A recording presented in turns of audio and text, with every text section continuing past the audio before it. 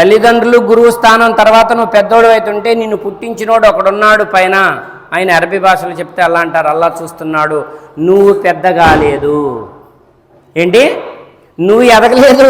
6 అడుగులు 5 అడుగులున్నారా, 5 అడుగులు 6 అడుగులు చిల్లరా, నువ్వు ఎదగలా.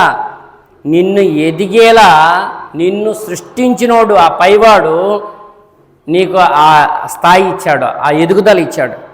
అదే నేనే ఎదిగా అనుకోవటం అజ్ఞానం. ఎందుకంటే జాగ్రత్తగానండి, నువ్వు ఎంత హైట్ ఉండాలి ఎవరు డిసైడ్ చేశారండి?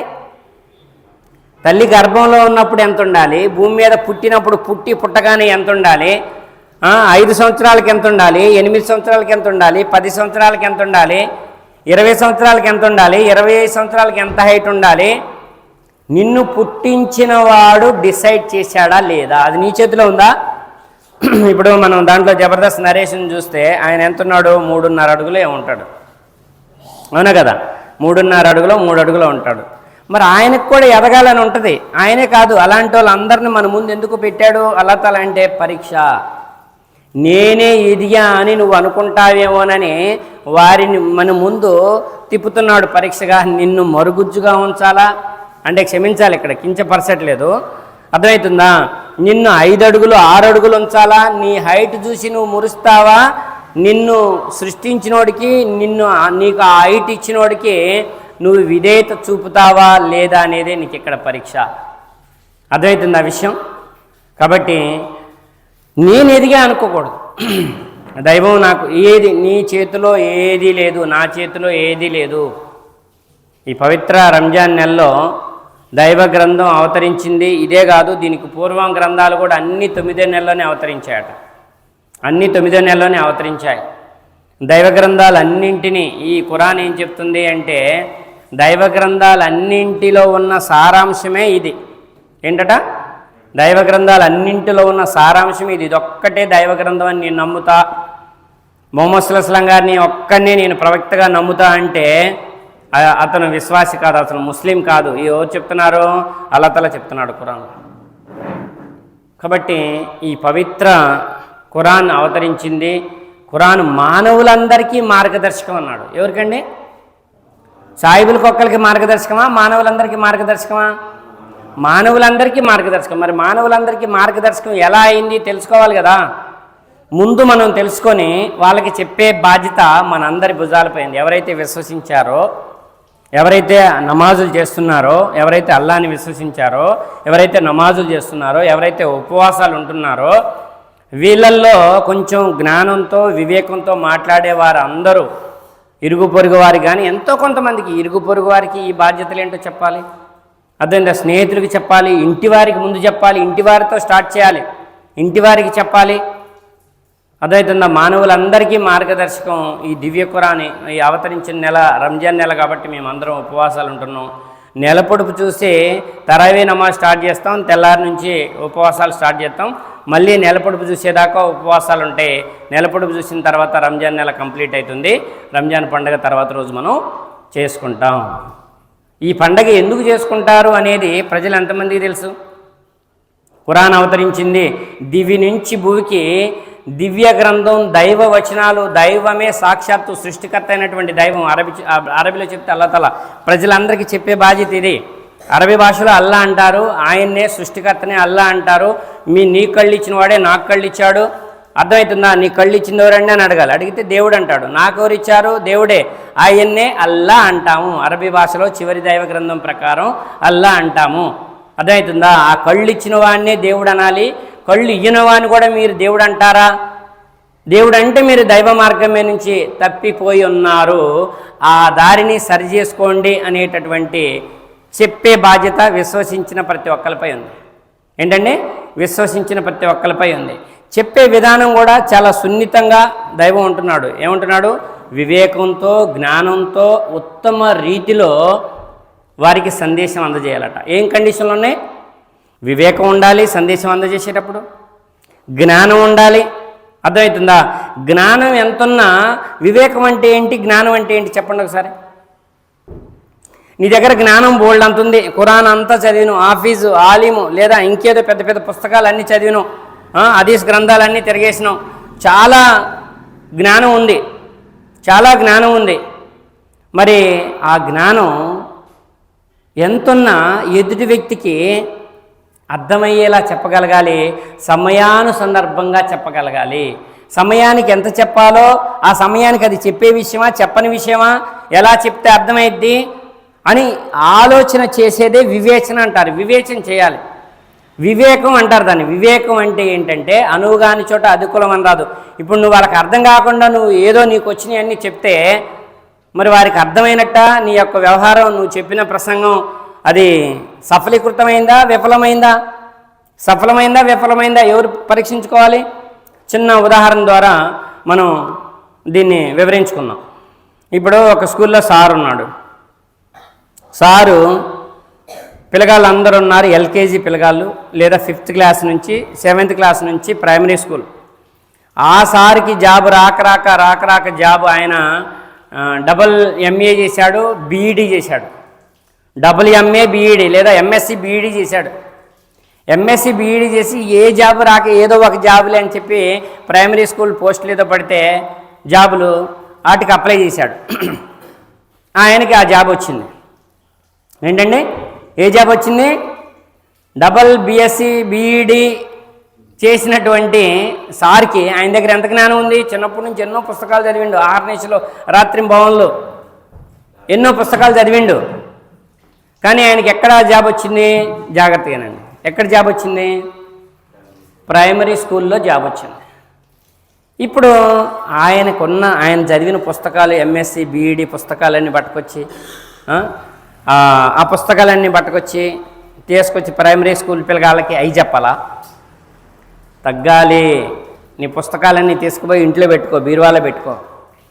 చిన్న పిల్లగాళ్ళందరికీ ఏ అంటే ఏ, బి అంటే బి, సి అంటే సి, డి అంటే డి వాళ్ళకి అర్థమయ్యేలా చిన్న పిల్లగాడిలాగా మారి, సైకాలజీ అండి ఇది, చిన్న పిల్లగాళ్ళలాగా మారి వాళ్ళని సన్నిహితంగా దగ్గర చేసుకొని వారికి చదువు చెప్పే బాధ్యత ఆ సారుపై ఉంది.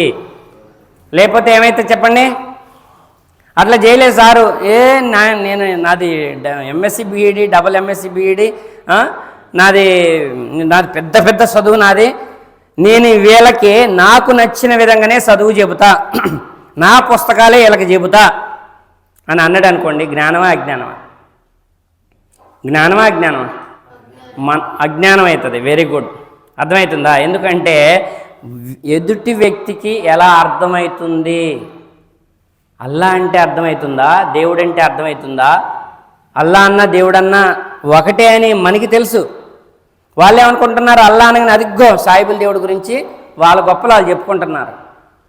మన్ని ఇంకా అట్లా అనుకున్నా బాగుంటుంది. ఇంకొంతమంది ఉంటారు, అదుగో మన్ని కించపరుస్తున్నారు, అసలు మంది ఏం లేదంట అని చెప్పి రెచ్చగొట్టే వాళ్ళు ఉంటారు.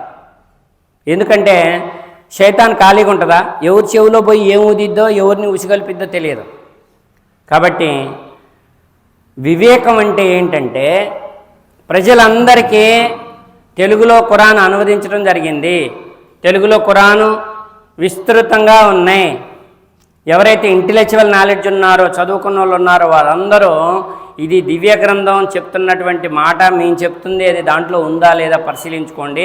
మానవులందరికీ మార్గదర్శకం, గ్రంథాలన్నీ గౌరవించమని ఈ చివరి దైవ గ్రంథం చెప్తుంది. అది తప్పు, ఇది తప్పు, దాన్ని ముట్టుకోకూడదు, దీన్ని ముట్టుకోకూడదు అని చెప్పి దీంట్లో లేదండి. ఎవరని చెప్తే అది వాళ్ళ యొక్క ఒపీనియను, అది వాళ్ళకి తెలియక వాళ్ళ అజ్ఞానంతో చెప్తున్నారో మరి ఏ ఉద్దేశంతో చెప్తున్నారో వాళ్ళని ప్రశ్నించండి మీరు. అర్థమవుతుందా? గ్రంథాలు, పూర్వ గ్రంథాల్లో సత్యం ఉంది, ఆ సత్యాన్ని ధృవీకరించడానికే ఈ ఖురాన్ని నేను పంపించి అంటున్నాడు అల్లాహ్ తఆలా. ఏం చెప్తున్నాడు? ఆ సత్యాన్ని ధృవీకరించడానికే దీన్ని నేను పంపించాను. కండిషన్స్ ఉన్నాయండి. నమ్మకపోతే వాళ్ళు భ్రష్టులైపోయారు. అన్ని గ్రంథాలని నమ్మకపోతే విశ్వాస లక్షణాలే అవి ఉన్నాయి. ఆమంతు బిల్లాహి వ మలాయికతిహి వ కుతుబిహి వ రసూలిహి, ఇట్లా క్లియర్గా 6 విషయాలు 7 విషయాల మీద విశ్వాసి నమ్మకం ఉంచాలి. అప్పుడే ముస్లిం, మోమిన్, అప్పుడే మోమిన్. అర్థమవుతుందా? మోమిన్ అంటే విశ్వాసి. ముస్లిం అవడానికి 5 కండిషన్లు ఉన్నాయి. ముస్లిం అవడానికి ఎన్ని కండిషన్లు? ముస్లిం అంటే కులం కాదు. మన ఆధార్ కార్డులో ముస్లిమా, పెన్షన్ తీసుకోవడానికి, రేషన్ తీసుకోవడానికి ముస్లిము ఈ వస్తాయి కదా కోటా, అవి తీసుకోవడానికి కాదు. ముస్లిం అనేది ఇక్కడ నువ్వు ఆధార్ కార్డులో రేషన్ కార్డులో ముస్లిమేమో, కానీ నువ్వు ఈ 5 విషయాల పట్ల నీకు అవగాహన లేదు. నువ్వు రేషన్ కార్డు ప్రకారం ఆధార్ కార్డు ప్రకారం ముస్లిం, కానీ అల్లా దృష్టిలో నువ్వు ముస్లిం కాదు. అల్లా దృష్టిలో ముస్లిం కావాలంటే కల్మా చదవాలి ఫస్ట్, లా ఇలాహ ఇల్లల్లాహ్ ముహమ్మద్ రసూలుల్లాహ్ సల్లల్లాహు అలైహి వసల్లం. అర్థమవుతుంది? ఎవరైతే కల్మా చదివారో, కల్మా మీద విశ్వాసం ఉంచి నిలబడ్డారో, విశ్వాసం మీద స్థిరంగా నిలబడాలి. అర్థమవుతుందా? లా అంటే లేడు, ఇలా అంటే ఆరాధ్యుడు, ఇల్లల్లా అల్లా తప్ప, ఆ దైవం తప్ప, ఒకే ఒక్కడు తప్ప, సృష్టికర్త తప్ప ఆరాధనకి పూజకి అర్హుడు ఇంకొకళ్ళు లేనే లేరు. ఎందుకంటే ఈ భూమి ఆకాశాలను సృష్టించింది ఆయన. ఏ గ్రంథంలోనైనా ఒకే ఒక్క దైవం ఉన్నాడని పరిచయం అయ్యాడు తప్ప 2 దేవుళ్ళు ఉన్నారు, 3 దేవుళ్ళు ఉన్నారు, 3 దేవుళ్ళు ఉన్నారని చెప్పి ఏ గ్రంథం కూడా చెప్పాలి. ఫస్ట్ ఆ విషయం చెప్పాలి. దీనికి పూర్వం గ్రంథాలు కూడా దేవుడు ఒకే ఒక్కడని ఘంటాపదంగా తెలియజేశాయి. ఇది ఒక్కటే తెలియజేయాలా? అల్లా ఒక్కడే దేవుడు అంటే, అల్లా అంటే అరబీ భాష, దేవుడు ఒక్కడని అన్ని గ్రంథాలు దేవుడు ఒక్కడని తెలియజేశాయి.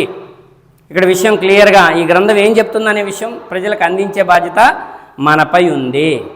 అర్థమవుతుందా? నీ గ్రంథంలో కూడా దేవుడు ఒక్కడని ఉంది. అది నీది కాదు. వర్షాకాలం, శీతాకాలం, ఎండాకాలం 3 కాలాలు మానవులందరికీ ఎలా సమానమో 3 గ్రంథాల్లో ఉన్న తౌహీద్ ఏకదైవారాధన దేవుడు ఒక్కడనే విషయం మనుషులందరూ విశ్వసించాల్సిందే. ఈ గ్రంథాన్ని విశ్వసించిన వాళ్ళు కూడా ఆ విషయాన్ని విశ్వసించాల్సిందే అని చెప్పి అల్లాహ్ తఆలా కండిషన్ చెప్పాడు. అర్థమవుతుందా? ఇది ఎవరి మీద వచ్చింది? ముహమ్మద్ సల్లల్లాహు అలైహి వసల్లం వారి మీద అవతరింపజేశాడు దైవం. ముహమ్మద్ సల్లల్లాహు అలైహి వసల్లం గారిని ఒక్కడినే నమ్ముతా, ఇంక నేను ఎవరిని నమ్మను అని చెప్పి నువ్వు అంటే నీ విశ్వాసం పరిపూర్ణం చెందలా, నువ్వు అవిశ్వాసం అయిపోయినట్లే. అర్థమవుతుందా? అందరినీ 1,24,000 మంది పైగా ప్రవక్తలు వచ్చారు. నిన్న షఫీ గారు సిగ్నేచర్ స్టూడియోలో వివరించారు. నేను చాలామందికి పెట్టాను.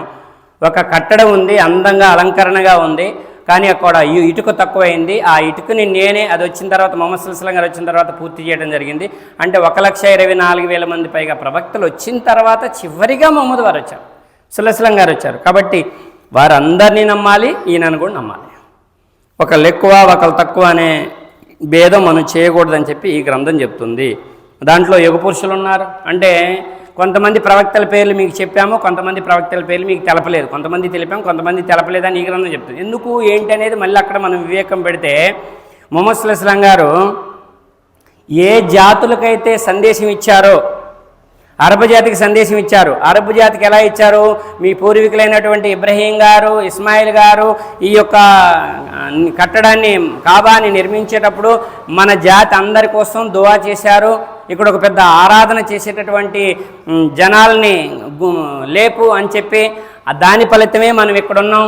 కాబట్టి వారు దేవుడు ఒక్కడే అన్నారు తప్ప ఇవన్నీ ఆరాధించలేదని చెప్పి వారికి సందేశం ఇచ్చారు, బహుదైరాధన చేసేవారికి. మరి ఇంకెవరికి చేశారు? యూదులకి సందేశం ఇచ్చారు. యూదులకి ఎలా ఇచ్చారు? ఇబ్రహీం గారు, ఇస్హాక్ గారు, యాకోబ్ గారు వారు ఏకదైవారాధన చేశారు, వారు బహుదైవారాధన చేయలేదు. వారి ధర్మమే ఇది, ఇబ్రహీం గారి ధర్మమే ఇది అని చెప్పి యూదులకి ఘంటాపదంగా చెప్పడం జరిగింది.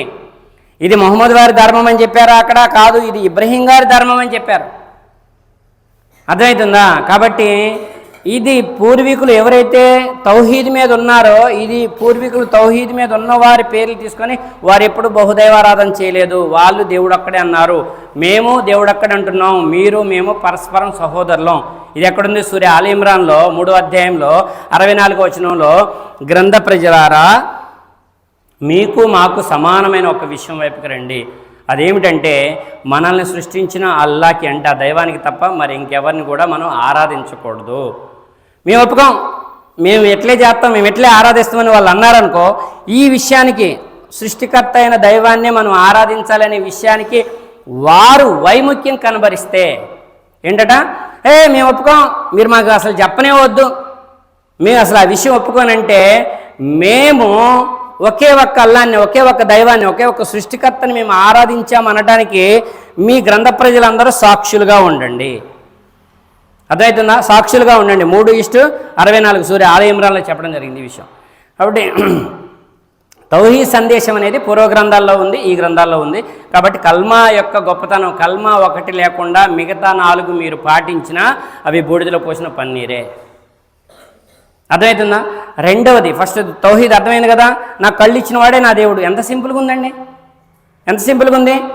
తల్లి గర్భంలో నిన్ను నీటి బిందువుని రక్తపు ముద్దగా రక్తంగా మాంసపు ముద్దగా సుందర శిశువుగా 2 కాళ్ళు 2 చేతులు 2 కళ్ళు 2 చెవులు, ఈ లోపల భాగాలు గుండె, ఊపిరితిత్తులు, చిన్న పేగులు, పెద్ద పేగులు. అర్థమవుతుందా? నువ్వు మంచినీళ్ళు తాగితే నీ సరిపోను నీళ్ళు లోపల తీసుకొని మిగిలిన నీళ్ళు పేసగా బయటికి రావటం, నువ్వు అన్నం తింటే అది లోపల జీర్ణాశయంలో అరిగిపోయి శక్తిగా మారింది తప్ప మిగిలింది పిప్పిగా బయటికి రావటం. మానవులందరికీ జంతువులందరికీ ఇలా చేసిన వాడే దైవం. నిన్ను అల్లా యొక్క శక్తి, ఆ దైవం యొక్క శక్తి నిన్ను అణువున ఆవరించి ఉంది. ఈ భూమి ఆకాశాలను కూడా అల్లా యొక్క శక్తి, ఆ దైవం, ఆ ఏకైకుడు, ఆ సృష్టికర్త యొక్క శక్తి అణువున ఆవరించి ఉంది. సూర్యుడు ఆయన మూలంగానే, ఆయన ఆజ్ఞ ప్రకారమే వెలుగుని వేడిని ఇస్తున్నాడు. అర్థమవుతుందా? ఈ భూమి ఆయన ఆజ్ఞ మూలంగానే కక్షలో తన చుట్టూ తాను తిరుగుతూ సూర్యుని చుట్టూ తిరుగుతుంది. ఈ పగలు రాత్రులు ఆయన ఆదేశానుసారమే నడుస్తూ ఉన్నాయి. ఆయన్నే మనం దైవమని విశ్వసించాలి. ఆయన ప్లేస్ ఇంకొకరికి ఇవ్వకూడదు.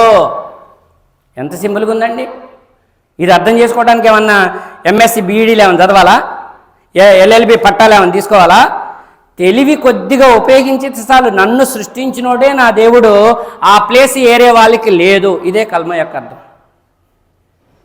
ఎంత వాళ్ళకి అర్థమయ్యేలా చెప్పాలండి. వివేకంతో అర్థమయ్యే విధంగా జ్ఞానంతో వారికి వివరించండి. ఎందుకంటే ఇది టెంపరరీ లోకం, పరీక్షా లోకం. నీటి మీద బుడగలాంటి ఇప్పుడు ఆ లైట్ ఉంది, ఆ లైట్ స్విచ్ ఎత్తే ఎప్పుడు టప్పును పోతుందో తెలియదు. అవునా కదా? లైట్ ఉంది, లైట్ వెలుగుతుంది కదా, స్విచ్ ఎత్తే ఎప్పుడు టప్పును పోతుందో తెలియదు, ఎప్పుడు ఉంటుందో తెలియదు, పోతే అర్రెపోయిందా. ఆ లైట్ లాంటి జీవితమే మంది కూడా. బజార్కి పోయాను, చేలో ఉన్నోడికైనా హార్ట్ అటాక్ రావచ్చు, ఊరికి పోయేవాడికైనా హార్ట్ అటాక్ రావచ్చు. బండి మీద వెళ్తుంటే ఏదైనా యాక్సిడెంట్ అయ్యి అక్కడే ప్రాణం పోవచ్చు. అర్థమవుతుందా? లేదు రేత్రి నిద్రపోతే ఆ నిద్రలోనే హార్ట్ అటాక్ రావచ్చు. ఆ ఫిల్మెంట్, ఆ లైట్ టప్పని స్విచ్ చేయగానే ఎప్పుడు పోతుందో తెలియదు. మన ప్రాణం కూడా ఎప్పుడు పోతుందో తెలియదు, ఎప్పుడు అల్లా పిలుచుకుంటాడో తెలియదు మనకి. కాబట్టి మరణించేలోపు నిన్ను పుట్టించినవాడు, నిన్న ఇంత అద్భుతంగా తీర్చిదిద్దినవాడు, నీకు ఆకలి పెట్టినవాడు, నీకు దాహం పెట్టినవాడు, నీ గుండెలో ఊపిరితిత్తుల్లోకి ముక్కు ద్వారా గాలి పీల్చుకొని నీకు జీవం నింపి నిన్ను నీ ఆయుష్ అయిపోయేదాకా నిన్ను అణువున క్షణక్షణం నిన్ను బతికించేవాడు ఒకడున్నాడు అని నమ్మటమే విశ్వాసం, తౌహీద్. ఇదేమైనా పెద్ద కష్టమైన పని అండి? ఇలాగా వివేకంతో అర్థవంతంగా చెప్పాలి. కల్మా అంటారు దాన్ని, విశ్వాసం అంటారు. విశ్వాసం మనకి నాన్న ఒక్కడే ఉన్నాడు. అవునా కదా? ఆ ప్లేస్ ఇంకొకరికి లేదు. ఎంత విషయం, సింపుల్ విషయం ఇది. అమ్మ ఒక్కతే ఉంది, ఆ ప్లేస్ ఇంకొకరికి లేదు. అమ్మా నాన్న ద్వారా అమ్మ కడుపులో మనల్ని తయారు చేసినటువంటి దైవం, సృష్టికర్త అల్లా అంటారు అరబీ భాషలో. ఆయన ఒకే ఒక్కడున్నాడు. ఆ దైవం ప్లేస్ ఇంకొకరికి లేదు. అంతే. ఇది నమ్మటానికి ఏమన్నా అడ్డా, ఏమన్నా గర్వమా? నిన్ను ఎక్కడ పుట్టించాలి నీ చేతిలో లేదు. సాయిబుల ఇంట్లో పుట్టించాలా, హిందువుల ఇంట్లో పుట్టించాలా, క్రైస్తవుల ఇంట్లో పుట్టించాలా, ఇండియాలో పుట్టించాలా, జర్మనీలో పుట్టించాలా, జపాన్లో పుట్టించాలా, అమెరికాలో పుట్టించాలా, అట్లాంటాలో పుట్టించాలా? నీ చేతిలో లేదు. అది అల్లా నిన్ను ఎట్ట పుట్టించినా, ఏడ పుట్టించినా నీ బుద్ధి వివేకాలు ఉపయోగించి నువ్వు ఒక గ్రంథాన్ని కాదు అన్ని గ్రంథాలని పరిశీలన చేసుకొని, ఒక ప్రవక్తను కాదు అందరి ప్రవక్తల్ని, అందరు ఋషీశ్వరులు బోధించిన ఆ మార్గం ఏదో తెలుసుకొని, నన్ను సృష్టించిన వాడే, నన్ను నడిపించేవాడే ఈ సృష్టిని నడిపిస్తున్నాడు నా కోసం. ఎవరికి వాళ్ళు అనుకోవాలి, ఈ సృష్టిని నడిపిస్తుంది నా కోసం, ఈ పగలు వస్తుంది నా కోసం, ఈ రాత్రి వస్తుంది నా కోసం. నేను ప్రాణం ఉన్నంత వరకే నాకు ఈ పగలు రాత్రులు ఉపయోగపడతాయి. నా ప్రాణం పోయిన తర్వాత నాకు ఉపయోగపడవు. కాబట్టి ఈ ఇచ్చిన వాడికి దాసుడుగా జీవించటమే అసలైన భక్తి. అసలైన భక్తి ఇది మహనీయుల భక్తి. ఆయన్ని ఆరాధించటం రెండో విషయం అండి. ఎవరిని ఆరాధించాలి చెప్పండి? నమాజ్. రెండోది ఏంటండి? నమాజ్. నమాజ్ అంటే ఏంటి? అదిగో సాయిబులు నమాజ్ చేసుకుంటున్నారు, మనం కూడా మన దేవుణ్ణి ఆరాధించుకోవాలనే విధంగా జనాలకు ఆలోచన కల్పించాలా? నమాజ్ అంటే నీ యొక్క శరీర భాగాలు 7 భూమిని తాగుతూ సాష్టాంగం అంటారు. సాత్ అంటే 7. అర్థమవుతుందా? 2 చేతులు, 2 అరిచేతులు, 2 మోకాళ్ళు, 2 ఈ గిరకలు కింద ఈ బొటనీళ్ళు, ఒక నుదురు, ముక్కు 8 ముక్కు నుదురు 8 శరీర భాగాలు భూమిని తాకుతూ సృష్టికర్త అయిన దైవమా నీ ముందు నేను దాసుడిని అయిపోయాను, నీ ముందు నేను సాష్టాంగం చేశాను. 8 సాష్టాంగం అంటారు కదా. ఆరాధన అనేది గొప్ప ఆరాధన. ఇంకెవ్వరి ముందు తల ఉంచకూడదు నువ్వు. అర్థమవుతుందా? మొహమ్మద్ సల్లల్లాహు అలైహి వసల్లం గారు చెప్పారు, ఒక భార్యకి భర్త అల్లా తర్వాత ప్లేస్ భర్తదే. అలాంటి భర్తకు కూడా సాష్టాంగం చేయకూడదు. అర్థమవుతుందా? నువ్వు ప్రేమించు, గౌరవించు, నీ గుండెల నిండా ప్రేమించు, కావలసినటువంటి వంటలు వండి పెట్టు, కావలసిన విధంగా సంసార రీతిలో మసులుకో. కానీ సాష్టాంగం అనేది నిన్ను పుట్టించి సంసార బంధం పెట్టి, భార్యాభర్తల బంధం పెట్టి, సంసార బంధం పెట్టిన ఆ అల్లాకి, ఆ దైవానికి మాత్రమే సాష్టాంగం చేయాలి. అంత గొప్పది సాష్టాంగం అంటే. తల మనిషికి అంత గొప్పది. ఆ తల ఆయన ఆలోచన, ఆయన భయంతో వంగాలి. ఇంకొకరి కాడ, ఇంకొకరి ప్లేస్లో వంగొద్దు. ఆరాధన అంటే చాలా గొప్పదండి. ఆరాధనలో ఎంత మేలుందంటే మనం చెప్పుకుంటూ పోతే మనకి సమయం సరిపోదన్నమాట. నీ కళ్ళు ఇచ్చిన వాడిని నువ్వు ఆరాధిస్తున్నావు. ఆ కళ్ళు వాడుకున్నంత వరకు, అంటే ప్రాణం ఉన్నంత వరకు కళ్ళు వాడుకుంటాం, అవునా కదా? పంచేంద్రియ నయనం ప్రధానం అన్నారు. ఆ కళ్ళు వాడుకున్నంత వరకు నువ్వు ఆరాధన చేస్తున్నావు. ఏదో ఒక 100 రూపాయలు, 200, 1000, 2000, 10,000, 20,000 ఏదో ఉండిలోనో, దర్గాల కాడనో, ఆడనో, చర్చిల కాడనో, ఏడనో, గుళ్ళ కాడనో వేసినా, అబ్బా నేను పెద్ద భక్తి చేసినా, నేను పెద్ద దానం చేసినా, ఈ డబ్బులు నిన్ను దైవం అడగలే, అల్లాహ్ అడగలే. నీ కళ్ళు ఇచ్చినందుకు నీ మనసుని అర్పించు. నీ గుండెల నిండా నాకే చోటు ఉండాలి, నీ యొక్క నుదురు నా ముందు వంగాలి, నీ యొక్క అనకువ ఏదైతే ఉందో ఆరాధన నాకే చేయాలి. నీ కళ్ళు వాడుకున్నంత వరకు నువ్వు ఫ్రీగా మనసు అర్పించితే చాలన్నాడు. మనసు అర్పించితే చాలు. అది కళ్ళు ఒకటేనండి, బ్రెయిన్ వాడుకుంటున్నాం. ఇవాళ ఏ వస్తువు, కంప్యూటర్ చూడండి, 100 కంప్యూటర్లు కాదు, 1000, 1,00,000 కంప్యూటర్లు కూడా ఒక బ్రెయిన్, ఒక మనిషి బ్రెయిన్కి సరిపోతాయా? సరిపోవు. అంత ఉంది బ్రెయిన్ మనకి. అలాంటి బ్రెయిన్ ఇంకొకరి ముందు వంగకూడదు. ఈ తల పై భాగంలో ఉంది కాబట్టి ఆరాధన ఎందుకు చేయాలి అంటే ఆయనే ఆకలి పెట్టాడు. శరీరం మొత్తం నీకు వశం చేశాడా లేదా? నీ కళ్ళు, నీ శరీరం, నా ఇష్టం అనే వాళ్ళందరూ ఒక మాట ఆలోచించమంటున్నాడు అల్లతల. కళ్ళతోనే వెళ్ళేస్తామా? కళ్ళకి చూడాలని చూసే పని డిసైడ్ చేసింది ఎవరు? నువ్వా? నీ ఇష్టమే కదా. కళ్ళతో ఇను, పోనీ కళ్ళతో టేస్ట్ చూడు. కళ్ళతో ఇనలేవు, కళ్ళతో టేస్ట్ చూడలేవు, కళ్ళతో నడవలేతవా? కాళ్ళుకి నడవాలని ఆ పని ఆయన ఇచ్చాడు. నీ కాళ్ళు నీ ఇష్టం, కానీ నడిచే పని ఎవరిచ్చారు? ఆ కాళ్ళు నీకు నడిచే పని నీ కాళ్ళకప్ప చెప్పి నీకు వశం చేశాడు కదా. నువ్వు ఆ కాళ్ళని నీ బ్రెయిన్ ఉపయోగించి మంచి వైపు నడుస్తావా, చెడు వైపు నడుస్తావా అనేది నీకు పరీక్ష. అర్థమవుతుందా?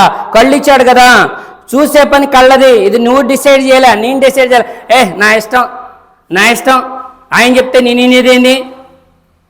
మరి మా మాటలు కాదు కదా. నీ కళ్ళు ఇచ్చినోడి మాటలు, నీకు చెవులు ఇచ్చినోడి మాటలు, చెవులతో చూడలేస్తావా?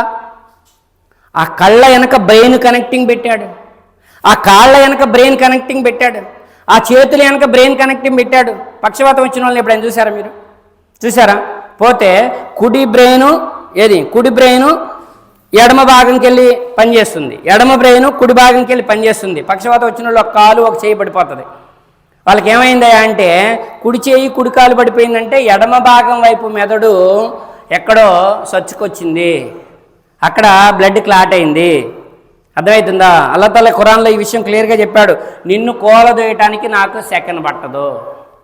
నేను 5 అడుగులున్నా, బలంగా ఉన్నా, చూసినవా, కండలు చూసినవా, గుద్దితే ఏడుంటావో తెలుసా? ఈ మాటలన్నీ అజ్ఞానం మాటలు. నీకు నోరు ఎందుకు ఇచ్చాడో తెలుసా? 1000 మందికి నోరిచ్చి ఒక్కల్ని మోగవాడిగా పుట్టిస్తాడు. నీకు నోరిస్తే ఫస్ట్ ఆ నోటితో ఏదైనా సద్దన్నం పెడితే తింటవా? నిన్నటన్నం పెడితే తింటవా? శుద్ధమైన తిండి తింటున్నప్పుడు ఆ నోటి నుంచి లోపల అంతా శుద్ధమైంది, రుచికరమైంది అందిస్తున్నావు. ఆ నోటి నుంచి బయటకు వచ్చే మాట కూడా శుద్ధమైంది, రుచికరమైంది, మధురమైంది అయి ఉండాలి. ఇది కండిషన్. నీ కండిషన్, నా కండిషన్ కాదు, ఇది అల్లాహ్ కండిషన్. అర్థమవుతుందా? లేకపోతే ఏమవుతుంది అంటే నీ కుడి పక్కన ఒక దైవదూత ఉంది, నీ ఎడం పక్కన ఒక దైవదూత ఉంది.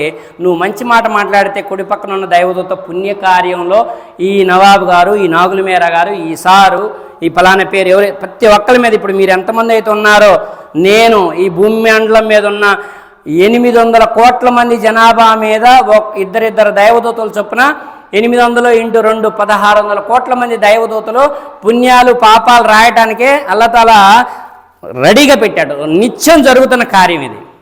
ఈ దైవదూతలే కాదు, ఇంకా ప్రతి చెట్టుపై ఒక దైవదూత ఉంది. అర్థమవుతుందా? ప్రతి పాలిచ్చే జంతువుపై ఒక దైవదూత ఉంది. ప్రతి పండు యాడికి చేరుతుంది, దాన్ని తిని పండు ఇచ్చిన వాడినే, రుచి ఇచ్చిన వాడినే స్తుతిస్తున్నారా లేదా అనేది పరీక్షించబడుతున్నారు. గేదె పాలు బిత్తుకొని తాగారు, దాని మీద ఒక దైవదూత ఉంటుంది. ఆ దైవదూత వస్తుంది. పాలు తాగిన తర్వాత, ఆ గేదె ఇచ్చిన పాలు తాగిన తర్వాత, ఆ పాలు తాగిన శక్తి, వచ్చిన శక్తితో, బలంతో నువ్వు ఎవరిని దేవుడు అంటున్నావు, నువ్వు మంచి పనులు చేస్తున్నావా, చెడు పనులు చేస్తున్నావా, ఆ వచ్చిన శక్తిని మంచికి వాడావా, చెడుకు వాడావా అనేదే నీకు నాకు పరీక్ష. అందుకనే ఈ ఒక్క మానవుడికి ఇంత ఉన్నత స్థానం ఈ భూలోకంలో ఇవ్వబడింది.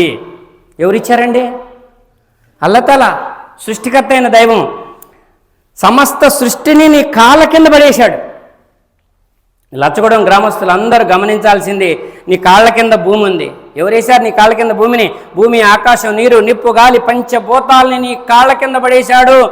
ఆయన మహోన్నతుడిని గ్రహించకపోతే నీ అంత అజ్ఞాని ఇంకా ఉండరు.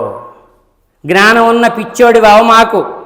అర్థమవుతుందా? కళ్ళున్న గుడ్డివాడివి అవమాకు, నోరున్న మోగవాడి అవమాకు, చెవులున్న చెవిటివాడి అవమాకు అని చెప్పి దైవం హితబోధ చేయమంటున్నాడు. చెవులతో మంచి మాట వింటే అది మెదడుకు చేరి, ఇది మంచి మాటే, నేను నమ్మాల్సిందే, నేను వినాల్సిందే, నేను ఈ మాటల నుంచి ఎంతో కొంత నేర్చుకోవాల్సిందే అని నీ నడవడికలో మార్పు తెచ్చుకొని నీ బ్రెయిన్లో, నీ గుండెలో, హృదయం ఎక్కడుంటుంది, మెదడు ఎక్కడుంటుంది, ఈ రెండింటి కనెక్టింగ్ ఉంది మళ్ళీ. అవునా కదా? నీ ప్రతి శరీర భాగానికి మెదడుకి కనెక్టింగ్ పెట్టాడు ఆయన. మెదడు పనిచేయాలి, హృదయమో పనిచేయాలి. పనిచేసినప్పుడు నువ్వు బుద్ధిమంతుడు అవుతావు. అలా అంటున్నాడు, బుద్ధిమంతులు మాత్రమే హితబోధనే స్వీకరిస్తారు. ఇంక చెప్పండి, బుద్ధి వివేకాలు మనకి మంచిగా అల్లా మార్గంలో ఉపయోగించుకునేటటువంటి అదృష్టాన్ని, అనుగ్రహాన్ని ప్రసాదించమని అల్లాతో దువా చేస్తున్నాను నేను. అర్థమవుతుందా? ఆరాధన చాలా గొప్పది. సమస్తాన్ని నీ కాళ్ళ ముందు పడేసి, అర్థమవుతుందా? భూమిని నీ కాళ్ళ ముందు పడేశాడు, సూర్యకిరణాలు నీ కాళ్ళ కింద పడేశాడు. పొద్దున్నే చలి పెడుతుంటే వచ్చి ఎండపడ కూర్చుంటావు, నీ కాళ్ళ కింద సూర్యకిరణాలు పట్టలే. సూర్యుడి కంటే నువ్వు గొప్పోడివి, భూమి కంటే నువ్వు గొప్పోడివి, గాలి కంటే నువ్వు గొప్పోడివి. దానికి దేవుడని, దీనికి దేవుడని, దానికి దేవుడని నువ్వు పోస్టులు ఇవ్వకూడదు. ఆ పంచభూతాల శక్తిని అణిసివేసి, నా దాసుడైన ఈ మానవుడికి ఎంతైతే ఉపయోగపడాలో అంతే ఉపయోగపడండి అని వాటి శక్తిని అణిసివేసి మానవుడికి వశం చేసిన ఆ దైవం ఒకే ఒక్కడు, ఆయన మహోన్నతుడు. ఇది పరీక్షాలోకం. మానవుడికి మళ్ళీ ఎప్పటిదాకా ఇది? పుట్టుక నుంచి మరణం దాకా ఇవన్నీ నీకు వశమై ఉన్నాయి. మరణించిన తర్వాత నా ఇష్టం నీ ఇష్టం చెల్లదు, దైవదూత వస్తుంది. దైవదూత ఎవరికైతే ఇప్పుడే ఎవరినో తీసుకెళ్లారు, ఆ దైవదూత వస్తుంది, వచ్చి ముందుగా చెప్తుంది, నీకు మరణ సమయం ఆసన్నమైంది. అంతే, 5 నిమిషాల ముందు దైవదూత కానొస్తుందట. కానొచ్చేలోపు దీపం ఉండగానే ఇల్లు చక్క పెట్టుకోవాలి. దైవదూత కానరాడానికి ముందే బుద్ధి వివేకాలను ఉపయోగించి భూమి ఆకాశాలను సృష్టించిన దైవాన్ని ఈ జ్ఞానంతో తెలుసుకొని, గ్రంథాల వెలుగులో తెలుసుకొని, యుగ పురుషుల మార్గదర్శకత్వంలో తెలుసుకొని, అంతరాత్మ పరిశోధనతో తెలుసుకొని ఆ దైవానికి దాసుడిగా ఉండటమే, భక్తుడిగా ఉండటమే నిజమైన మానవ జీవిత సాఫల్యం, మానవ జీవిత పరమార్థం. ఇంకా దైవదూత వచ్చిందనుకో అప్పటిదాకా నీ ఇష్టం. ఒక చిన్న ఉదాహరణ ద్వారా ఇక్కడ మీకు ఈ వివరించి మనం సెకండ్ ఖుత్బాలోకి వెళ్దాం. ఇక్కడ ఎగ్జామ్ చదువుకున్న వాళ్ళు ఉన్నారుగా అందరూ, ఎక్కువ మంది సంవత్సరం మొత్తం చదువుతారు. సరే, 8 నెలల మొత్తానికి మార్చిలో, ఏప్రిల్లో మొత్తం ఎగ్జామ్స్ ఉంటాయి. నీకు ఎప్పుడో జూన్ జూలైలో టెక్స్ట్ బుక్స్ ఇస్తారు, క్లాసులు స్టార్ట్ చేస్తారు. ఈ క్లాసులు జరిగిన రోజులు నెలలో నిన్ను చదువుతున్నవా ఏంటి, ఆ టెస్టులు పెడతారు. అవన్నీ సెకండరీ, అవన్నీ ప్రిపరేషన్. లాస్ట్ ఎగ్జామ్ హాల్లో కూర్చున్నావు, నీకు క్వశ్చన్ పేపర్ ఇచ్చేశారు. అందరికి ఇన్విజిలేటర్ క్వశ్చన్ పేపర్ ఇచ్చేశాడు. క్వశ్చన్ పేపర్ ఇచ్చిన తర్వాత ఆన్సర్ షీట్ ఇచ్చారు రాయడానికి. నీ టైం 3 గంటలు. అర్థమవుతుందా? ఇక్కడ జీవితకాలం టైం, నీ ఆయుష్ అయిపోయేదాకా నీ టైం, ఇక్కడ దేవుడు ఇచ్చిన టైం, ఇక్కడ 3 గంటలు ఎగ్జామ్ హాల్లో 3 గంటల దాకా నువ్వు స్టోరీ రాసుకో, నువ్వు హీరో అని రాసుకో, నువ్వు విలన్ అని రాసుకో, నీ స్టోరీ రాసుకో, లేకుంటే సినిమా హీరోల స్టోరీలు రాసుకో, నువ్వే స్టోరీలు రాసుకో. 3 గంటల దాకా నీ జోలు రాడు. ఏందా నువ్వు ఎదురాత్రం ఏంది అని వచ్చి అడగడు. అర్థమవుతుందా? అడగడు. ఆ 3 గంటలు అయిపోయిన తర్వాత నువ్వు ఏ స్టోరీ రాయడానికి, నీ స్టోరీ రాయడానికి, నువ్వు చదివింది ఉన్నట్టు రాయడానికి కూడా నీకు టైం వేయడు. ఆడ బెల్లు మోగింది అంటే ఆడ పేపర్ లాగేసుకుంటాడు. ఆడ బెల్లు మోగిందంటే ఇటు పేపర్ లాగేసుకుంటాడు. సేమ్ ఈ ఎగ్జామ్ హాల్ కూడా అంతే. పుట్టుక మరణం మధ్య నీ జ్ఞానం ఇవ్వబడ్డది, అర్థమవుతుందా? ఆయుష్ ఇవ్వబడ్డది, బలం ఇవ్వబడ్డది, బంధాలు ఇవ్వబడ్డాయి, అన్నీ ఇవ్వబడ్డాయి. నీవు మరణించేలోపు నిన్ను పుట్టించిన నువ్వు తెలుసుకోకపోయినా ఆ దైవదూత వచ్చింది 5 నిమిషాల ముందుగా, ఎమ్మటే నీ ఆయుష్ అయిపోయింది, ప్రాణం తీసుకురమ్మన్నాడని చెప్పి దైవదూత నీకు 5 నిమిషాల ముందు కానొస్తుంది. ఆ దైవదూత కానొచ్చేటప్పుడు మీ అమ్మ పక్కనున్నా, నీ భార్య పక్కనున్నా, నీ పిల్లల పక్కనున్నా, ఎవ్వరి పక్కనున్నా, మీ నాన్న పక్కనున్నా, మీ బాబు పక్కన ఎవ్వరి పక్కనున్నా వారెవ్వరికి కానరాదు ఆ దూత. ఓన్లీ మరణించే వ్యక్తికి మాత్రమే కానొస్తుంది. అర్థమవుతుందా? మరణించే వ్యక్తికి మాత్రమే కానొస్తుంది. పట్టకరమ్మన్నా నేను, అయిపోయింది అంతే. గుడ్లు తేలేస్తాడట, గుడ్లు తేలేస్తాడు, నోరు మోగబోతుంది, నా ఇష్టం నేను మాట్లాడితే ఇంకేం మాట్లాడతావు, దైవదూత వచ్చింది, అయిపోయింది. పేపర్ లాగేసుకునే టైం ఆడైంది, ఏడ నీ ఊపిరి లాగేసుకునే టైం ఏడైంది. అర్థమవుతుందా? అక్కడ పేపర్ లాగేసుకునే టైం ఇంకా నేను ఎమ్మటే లాగేసుకుంటాడు, ఇక్కడ ఊపిరి లాగేసుకునే టైం అయిపోయింది. ఊపిరి లాగేసుకుని నీ నోటి నుంచి మాట రాదు, కళ్ళు తేలిపోతూ ఉంటాయి, నోటితో ఏం చెప్పలేవు, చెవులతో ఏం వినలేవు. ఈ లోకం నుంచి నువ్వు వేరైపోతున్నావు, ఇంకొక లోకానికి పోతున్నావు. దైవదూత వచ్చింది, నిన్ను పుట్టించినోడు, ఈ లోకాన్ని నీ కాళ్ళ ముందు పడేసినోడు, నీకు ఇచ్చిన సమయాన్ని ఏం చేశావు, నీకు ఇచ్చిన జ్ఞానాన్ని ఏం చేశావు, మంచికి వాడావా చెడుకు వాడావా, సమయాన్ని మంచికి వాడావా చెడుకు వాడావా, నీకు ఇచ్చినటువంటి కళ్ళతో ఏం చేశావు, నీకు ఇచ్చిన నోరుతో ఏం చేశావు, మంచికి వాడావా చెడుకు వాడావా, అర్థమవుతుందా? నీకు ఇచ్చిన గ్రంథాలని పరిశీలించావా, అని అహంకారంతో ధిక్కారంతో వాటిని పక్కకు నెట్టావా అనేదే లెక్క తీసుకోబడుతుంది. ఆ రోజున గుర్తుపెట్టుకోండి, ఆ రోజు భయానకమైనటువంటి రోజు. ముహమ్మద్ సల్లల్లాహు అలైహి వసల్లం గారు అన్నారు, విశ్వాసుల ప్రాణం చాలా వెన్నపూసలో నుంచి వెంట్రుక తీసిన మాదిరిగా తీస్తారని చెప్పారు. కానీ ముహమ్మద్ సల్లల్లాహు అలైహి వసల్లం గారు అన్నారు, ప్రాణం పోయేటప్పుడు, ఆ గడియలు అర్థమైనప్పుడు, భూమి నుంచి వేరైపోతున్నాం అన్నప్పుడు ఆ బాధ వర్ణనాతీతం. ఆ రోజు నుంచి నీ కర్మల లెక్కకి కర్మ అనుభవించే రోజు శాశ్వతం అయిపోతుంది. శాశ్వతం, యుగాల తరబడి శిక్ష అనుభవించేటటువంటి లోకానికి నువ్వు వెళ్ళిపోబోతున్నావు. యుగాల తరబడి సంతోషాలు, స్వర్గ సౌఖ్యాలు అనుభవించడానికి నువ్వు వెళ్తున్నావు. నీ కర్మల లెక్క ఫమయామిల్ మిస్కాల జర్రతిన్ ఖైరైరా ఫమయామిల్ మిస్కాల షర్రైర్, రవ్వంత పుణ్యకార్యం చేసినా ఆ ఫలితం అక్కడ పొందుతాడు, రవ్వంత పాపకార్యం చేసినా ఆ ఫలితం అక్కడ పొందుతాడు ఈ మానవుడు. ఈ సాయిబులు కాదు, ఈ మానవుడు.